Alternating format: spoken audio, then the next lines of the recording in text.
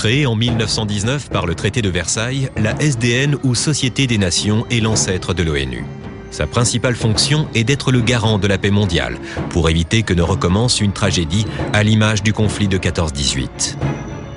Impuissante à empêcher les montées du fascisme italien et du national-socialisme allemand, désarmée face à la puissance grandissante de la Russie stalinienne et aux visées expansionnistes japonaises, la SDN ne peut empêcher ni trouver des solutions à aucun des conflits de l'entre-deux-guerres.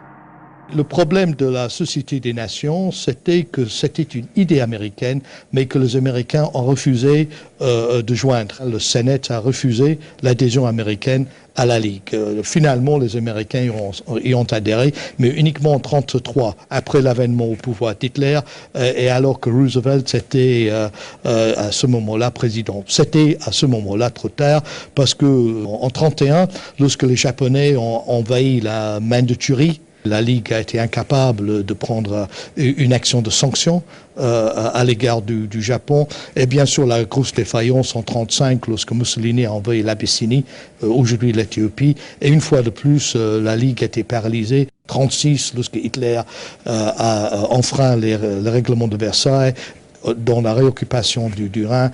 Donc, à la veille de la Deuxième Guerre mondiale, la Société des Nations, League of Nations, était plutôt moribonde.